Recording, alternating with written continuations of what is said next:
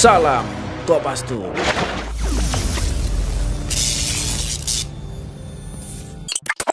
Assalamualaikum warahmatullahi wabarakatuh. Salam Kopastus. Jumpa lagi bersama DJ Pansos. Semoga kita semua dalam keadaan sehat walafiat. Amin. Pemerintah menaikkan tarif dasar listrik, BBM, LPG, solar, pertalite. Kita simak ilustrasinya.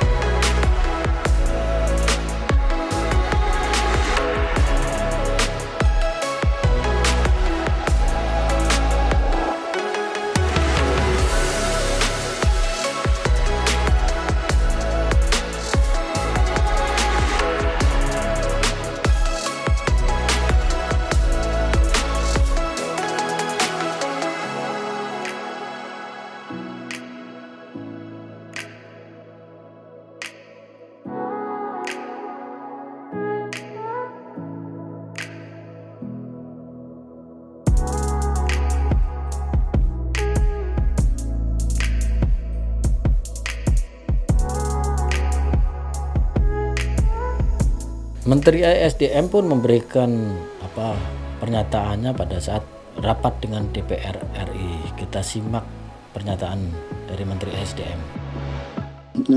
Kita akan melihat perkembangan daripada konflik geopolitik ini. Ya, kalau perkembangannya berjalan terus, bagaimana tadi yang kemungkinan terjadi, yang bisa terjadi, misalnya kenaikan harga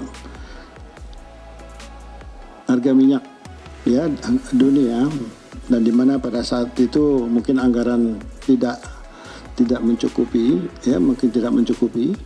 Nah, untuk itu memang perlu kita lakukan kalkulasi kembali, formulasikan kembali. Ya, maksudnya penyesuaian formula ini adalah penyesuaian harga. Ya, kira-kira demikian. Iya, maksudnya karena kalimat ini sumir, pimpinan ya. Bahasa penyesuaian formula itu sumir gitu, bisa ditafsirkan macam-macam. Jadi yang dimaksud tegas saja, berarti dalam waktu dekat SDM akan melakukan penyesuaian formula LPG, harga LPG 3 kg begitu.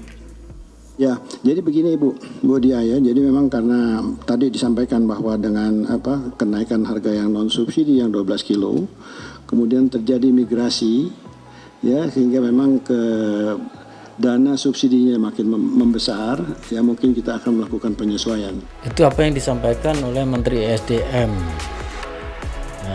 Menteri kelihatan mau bermain kata-kata ya. Penyesuaian formula, penyesuaian formulir atau apa kayak. Kenapa nggak bilang aja naik harga LPG listrik kayak gitu aja sih. Lebih lugas ya, dengan kalimat bulat-bulat kayak gitu, saya rasa sama saja. Toh naik juga harga listrik, BBM, kemudian pertalite, LPG 3 kg. Kita simak kelanjutannya. Juga kita lakukan penyesuaian atau pengurangan penggunaan BBM dan tekanan APBN di sektor ketenaga listrikan. Dalam jangka pendek, rencana penerapan tarif adjustment tahun 2022 ini untuk bisa dilakukan penghematan kompensasi sebesar 7 sampai 16 triliun. Nah, itu yang disampaikan oleh Menteri ESDM. Kita simak juga dari tenaga ahli Kementerian ESDM. Kalau di listrik itu lebih teratur sebetulnya, Mbak, dibandingkan dengan yang di BBM distribusinya terbuka, semua bisa mengambil. Padahal dia sebetulnya termasuk masyarakat yang tidak layak disubsidi, kan begitu. Kalau di listrik yang 450 VA sudah fix, tidak dirubah, jadi tetap mendapatkan subsidi. Tetapi yang di atas itu, yang 900 nanti selected, terus lantas yang 1.300 dan yang lebih tinggi daripada itu baru dilakukan penyesuaian.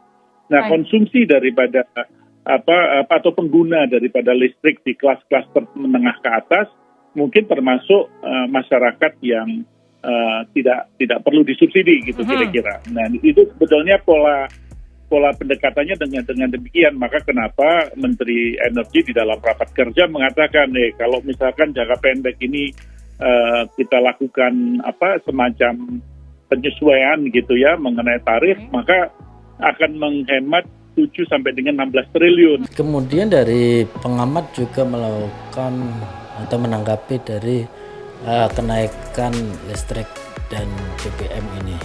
Kita simak juga. Energi mix kita ini sekitar 70%, 60 sampai 70% dari PLTU batubara. Harga DMO, bukan harga batubara dunia. Ya.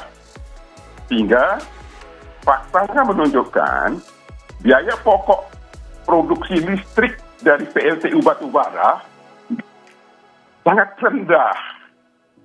Jauh lebih rendah dari pembangkit listrik tenaga energi terbarukan. Perusahaan batubara ditambah beban pajak dan PNBP-nya yang harus di-store ke negara. Sedemikian rupa sehingga jumlah pajak dan PNBP yang di-store oleh perusahaan batubara ini harus lebih besar dari keuntungan bersih mereka. Nah itu Sobat Kompas tuh, kita masyarakat atau rakyat ya sangat-sangat membutuhkan listrik, BBM, kemudian gas untuk masyarakat atau di dapur. Fenomena seperti ini memang saya kalau secara pribadi sangat prihatin ya. Semua sisi itu diperdayakan, didaya gunakan untuk menghasilkan pendapatan negara atau mendapatkan hasil untuk kas negara. Apapun itu pajak, kemudian listrik, BBM. Kalau BBM aja 5 perak saja naiknya, sebenarnya itu perak-perakan. Kalau kita tahu mungkin bagi Sobat Kompas yang pernah sedikit bermain solar itu 5 perak, 10 perak rupiah kali ratusan ton, apalagi ini negara bisa naik sampai ribuan rupiah, itu sangat kalau menurut saya sangat besar ya. Nah, zaman ini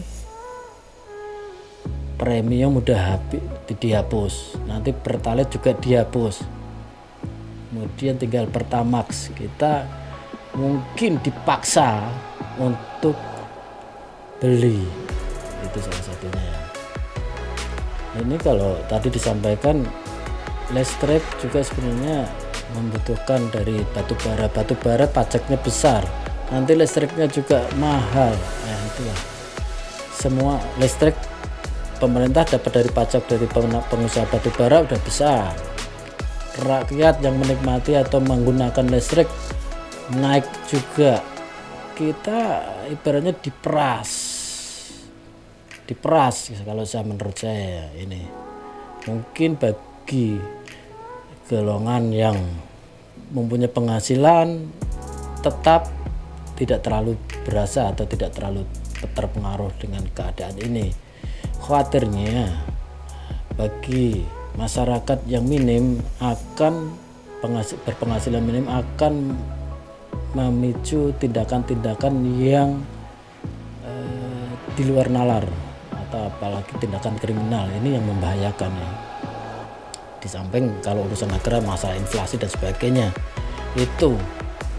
Nah, kenapa seperti ini? Karena memang hutang untuk pembangunan ini sangat besar ya. Mungkin pemerintah memberdayakan para menterinya untuk menghisap atau mengeruk atau mencari penghasilan sebanyak-banyaknya untuk berusaha untuk membayar itu. Kita juga tidak tahu lah.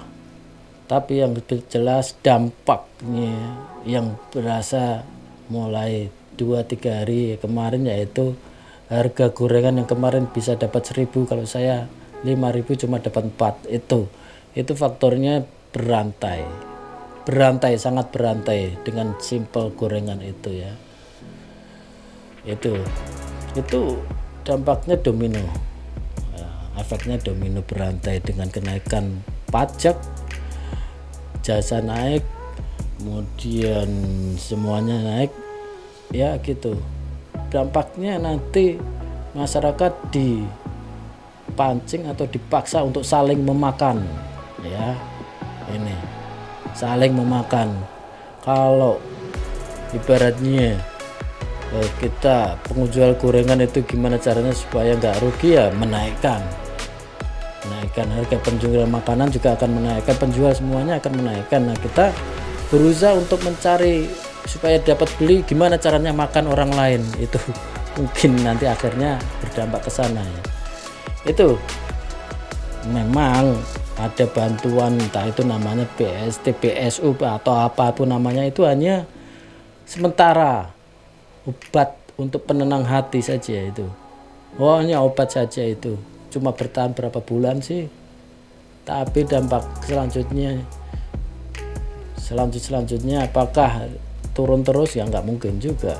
Saya rasa untuk hanya suatu doping saja ya, suatu doping saja, kemudian menyenangkan supaya tidak timbul gejolak dengan kenaikan semuanya ini. Itu yang pasti dampaknya atau efeknya ini domino ya, banyak kita lihat saja nanti. Itu menurut pendapat saya, Sobat Kopastur. Kalau ada yang kurang setuju atau kritik, saran dan sebagainya, silakan tulis di komen ya, kita akan balas. Terima kasih sudah pandangin video kita. Jangan lupa pandangin video-video kita yang lain yang ada di playlist. Sampai jumpa, salam Kopastur, wassalamualaikum warahmatullahi wabarakatuh.